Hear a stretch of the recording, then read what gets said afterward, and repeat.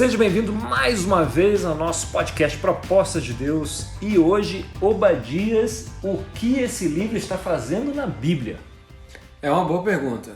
É uma boa pergunta. Será que a gente consegue responder isso? É uma pretensão. É muita pretensão, né? É muita pretensão. No último podcast a gente falou do Abacuque. Qual era a imagem de Abacuque? A Torre de Vigia. Torre de Vigia, que nem é um bom exemplo, né? A Torre de Vigia. O que ele queria fazer na Torre de Vigia? Ele queria ficar de birra. Ficar de birra, não. Respeita o profeta. Respeite o profeta. E ele recebeu a resposta que ele estava esperando na torre, né? De vigia. Sim. Mais do que ele queria até, né? Vamos ver então se conseguimos descobrir. Afinal, nosso papo hoje trata dos descendentes de um sujeito que apareceu há uns 40 podcasts atrás. Você lembra? 40? Não. Não. Eu não consigo nem saber isso em dias, em datas.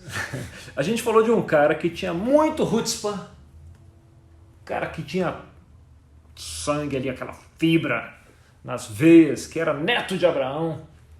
Neto de Abraão já é um começo. Lembra? Neto de Abraão, filho de Isaac. Jacó? Isso, e ele tinha um maninho, não tinha? Tinha. Que era o maninho desse cara? Esaú. Esaú, também chamado de Edom. Edom. E hoje o livro de Obadias, então, é para descendência dele. A descendência de Edom. Quem é a descendência de Edom? Os Edomitas? Edomitas, também chamados de Edomeus. Essa é nova para mim. Edomeus, também eram chamados de Edomeus. E era um povo que ficava meio a sudeste de Israel. Né? Eles são meio que primos dos israelitas. Né? Também eram descendência de Abraão, de certa forma. Sim. Né? Primo dos israelitas. E até um pouco próximos na história. Alguns até defendem, acreditam que eles talvez tivessem algum tipo de aliança com Deus também, embora fossem mais pagãos também, né? Mas talvez tivessem alguma aí na herança cultural deles. Eu fiquei curioso agora para saber se eles eram circuncidados, porque Abraão foi circuncidado, né? Então, em teoria... Bem, pelo menos Esaú foi, né? Esaú foi. Então, vamos ver se há algo a ser dito, né, nesse livro, que aliás chamar de livro é um certo exagero. Quantos capítulos tem Obadias? 1. Yes! Mais ou menos 1. Nesse terreno valioso que são as escrituras, ele conseguiu lá uma página. Conseguiu ali. Uma página. Uma kitnet. Não é? Tá ali. É bem localizado. Se está na Bíblia, é bem localizado essa kitnet. Né? E tem uma característica, né, esse lugar onde eles ficavam geograficamente, porque era por lá que passava o comércio de especiarias. E como você sabe muito bem, especiaria já motivou muita guerra por esse mundo aí, né? Comércio de especiarias, os caminhos para as Índias, né? Sim. Os mongóis, Marco Polo, né? Trilha da Seda, muita coisa na humanidade foi motivado por essas tais especiarias. E Edom ficava bem localizado para isso. E eles se beneficiavam desse comércio, né? Eles capitalizavam em cima desse comércio de especiarias. Então, na verdade, ao longo dos seus anos de glória, ou décadas, ou séculos de glória, eles eram uma das nações mais ricas, justamente por ter capitalizado em cima desse comércio de especiarias. Era um povo que era inicialmente nômade, mas depois de capitalizar tanto, em algum momento na história, não se sabe direito, né? Eles começaram a construir cidades, não se sabe muito bem por quê. Talvez porque seja mais confortável viver em cidade do que em tendas. Sim. Não é? Então eles construíram cidades. E não só, o mais surpreendente é que um povo nômade, quando começa a construir cidade, talvez não fosse muito bons em construir cidades. Mas as cidades dos edomitas eram belíssimas cidades, belíssimas. E o exemplo mais vistoso, tem as ruínas, né? Existem até hoje, fica lá em Petra. Petra fica na Jordânia hoje em dia. E como as cidades eram cavadas aí nessas paredes de pedra, não é? Nem era... você não precisa imaginar um grande metrô, né, com civilização inteira, eram poucos metros cavados, mas era cavado na pedra, né? E com as ferramentas que eles usavam, não era qualquer um que conseguia fazer isso, não. Eles... Não era uma obra dos anões do Tolkien, né? Não era. Não acharam um Balrog ali? Não era obra dos anões, Moriá, né? Nas minas de Moriá. Não era, mas eles fizeram algo bastante difícil. E é lindíssimo. Se você colocar Petra aí na sua Wikipedia ou no Google, né? Você vai ver Pedra com T, Petra. Você vai ver aí essas fachadas belíssimas que estão aí nessas encostas pedregosas, né, rochosas, e ter uma ideia da glória desse povo, né, que realmente tinha muitos recursos.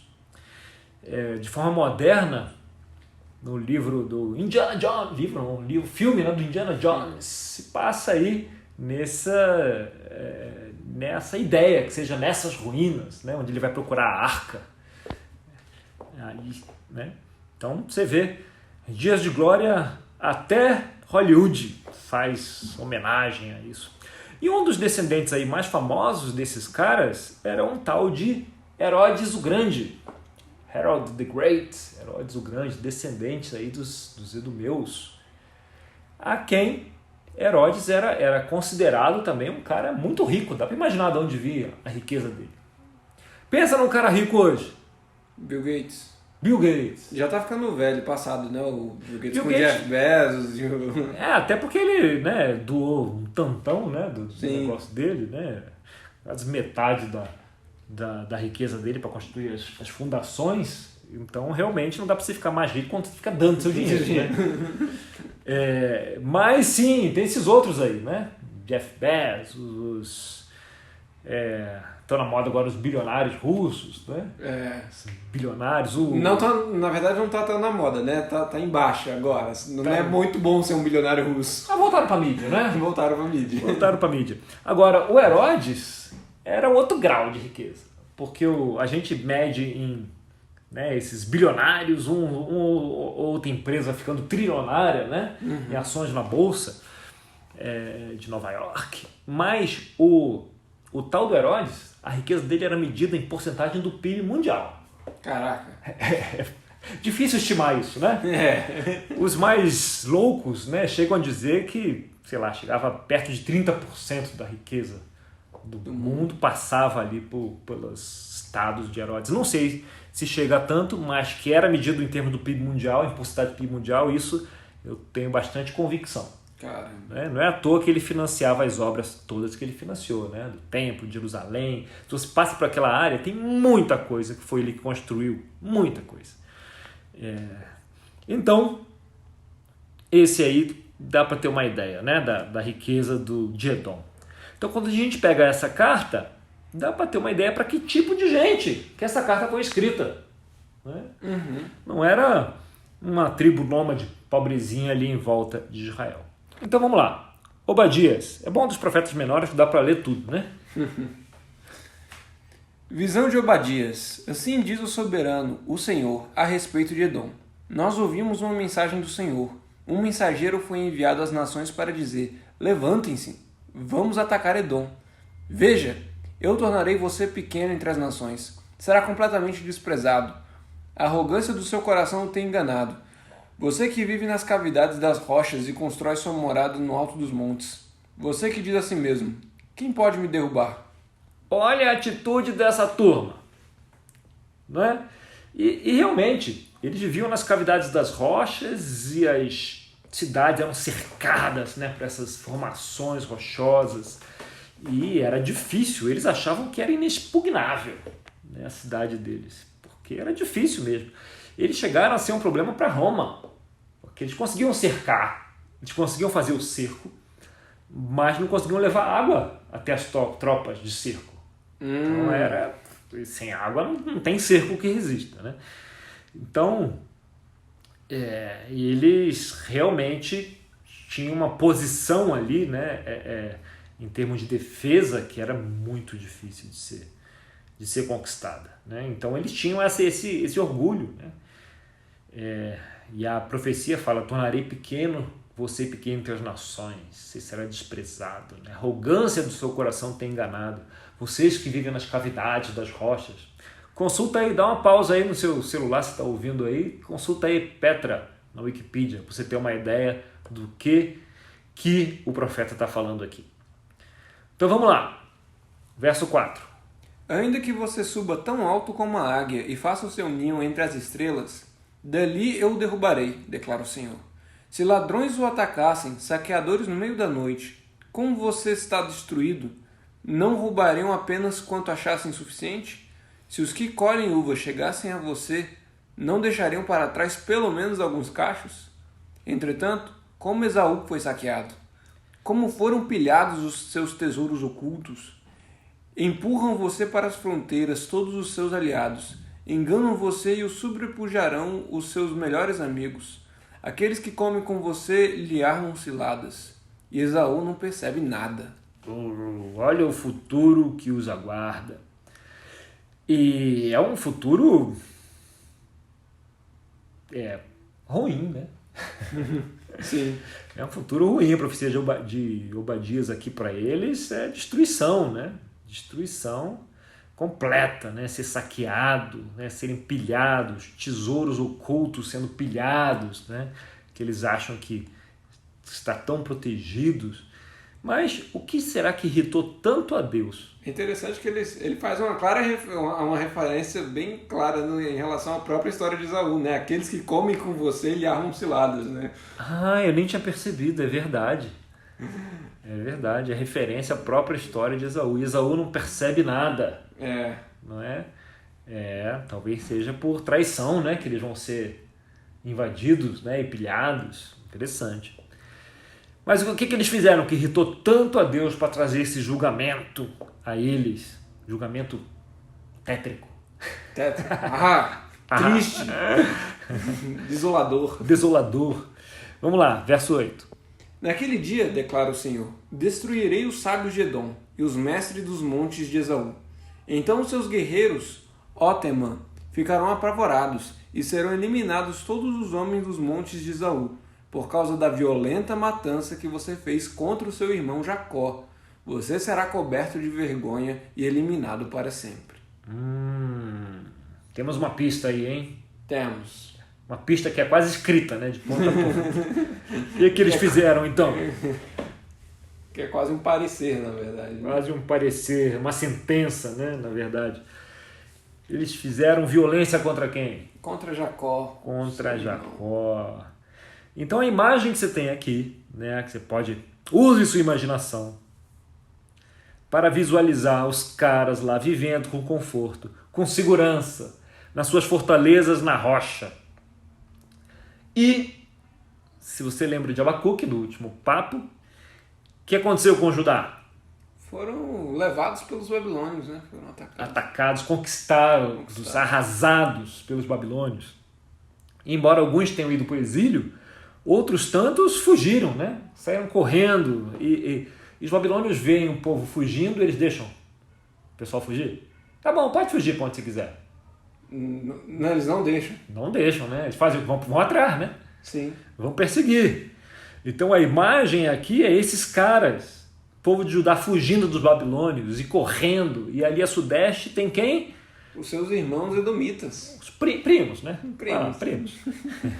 Edomitas. E eles entram, afinal de contas é filho de um irmão em relação ao filho do outro irmão, né? Então é primo. Primo. Seus primos edomitas. E aí eles entram em Petra. Né? E o povo de Edom olha para eles correndo desesperados, com os babilônios no encalço deles e fala: sinto muito. Não vou te ajudar não, nada feito.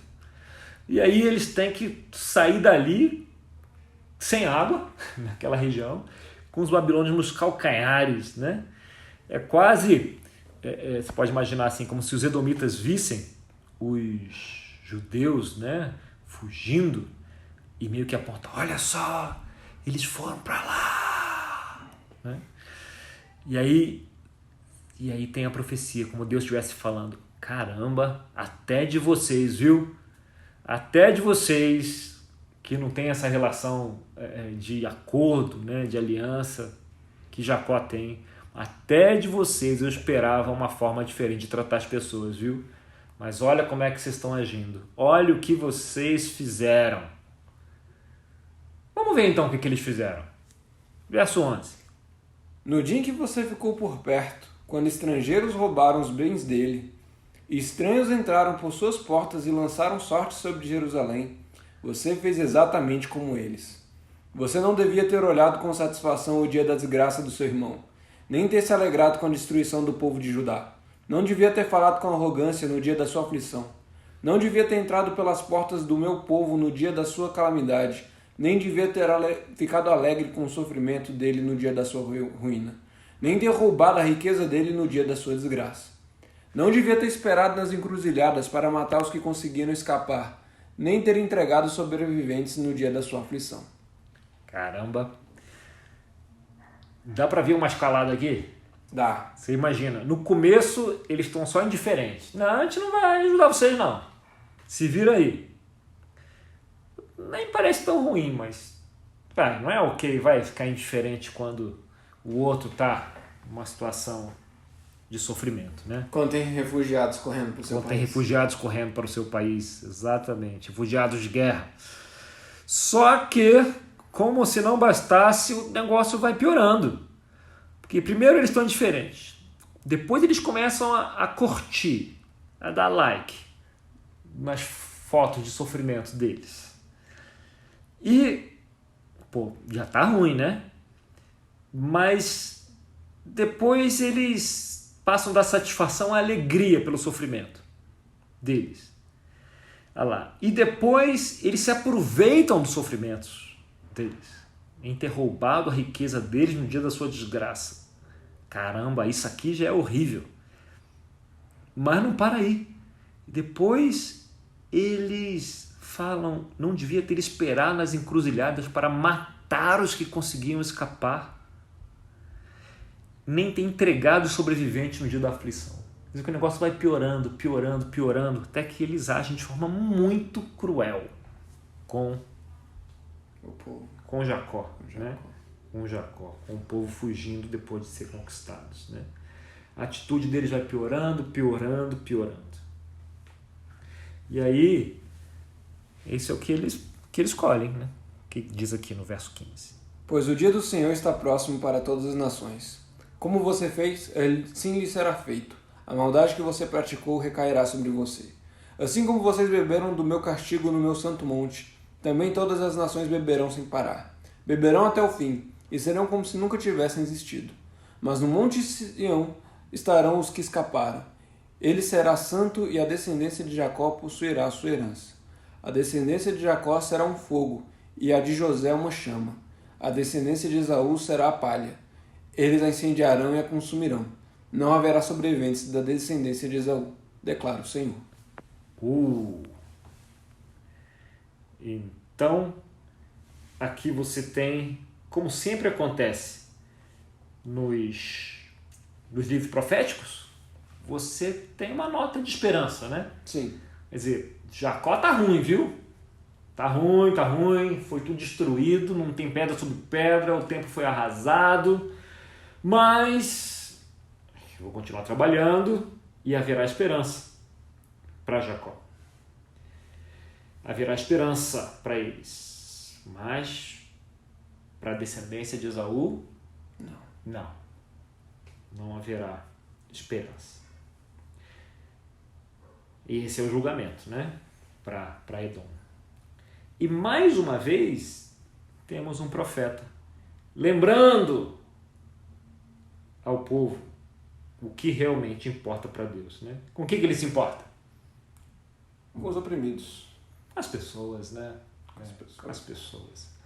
E o sofrimento em especial, né? As pessoas em situação de sofrimento em especial. Ele se importa. Ele fica bravo quando a gente não trata bem as pessoas. E fica absolutamente furioso quando se tira vantagem de alguém em necessidade. Né? Deus se importa com gente. Simples assim. O que significa se importar com pessoas? Talvez isso tem uma mensagem para nós também, né? Porque nesses tempos de polarização, onde você confunde a pessoa no outro espectro como um adversário, um inimigo que merece sofrer por causa disso, daquilo, porque tomou a decisão errada, porque apoiou uma pessoa que é má, então merece passar por isso e por aquilo. No fim, a mensagem de Deus é sobre como você cuida das pessoas, mesmo aquelas que aprontam, aqui e ali. Né? No caso de Edom, eles estavam se comportando mal. Podemos dizer que eles não estavam sendo bons pagãos, né? Muito pelo contrário, né? Não estavam se importando com as pessoas. E com isso, Obadias. Um capítulo, uma página. E aí, merece estar na Bíblia? Merece. Merece, né? Merece. Só agora que eu entendi o que está fazendo lá, viu? Porque não é um livro difícil de ler, né? É uma página só. Agora, de entender qual é a mensagem, eu confesso que era difícil de alcançar, viu? Sim. Difícil de alcançar. Ainda mais para Edom, meu filhote. Edom. Edom. Das poucas vezes que você fala de Edom na Bíblia. Às vezes eu não entendo a mensagem do profeta quando fala para Israel. Quando fala para ajudar. Quando fala para ajudar. Né? Eu lia, não entendia. Eu fui entender nos últimos anos melhor. É Edom. Não é o livro preferido das pessoas. Você já ouviu quantas pregações sobre Edom? Olha, sobre Obadias, na verdade. Não consigo lembrar. Eu, assim, somando meus quase 30 anos na fé, eu acho que dá 0. Sim. Acho que eu vou fazer uma, cara, pra gente poder falar um. Seria bom. Você não vai poder, porque você não vai ouvir a pregação. Eu vou ouvir de novo a minha própria pra eu poder dizer que eu já ouvi. Aí beleza. Aí pode, né? Aí pode. Tá bom. Senhores, até a próxima. A próxima é Joel, né? Joel e seus gafanhotos. Eu pensei que a gente ia falar do Super-Homem, mas beleza. Não. Até a próxima, pessoal.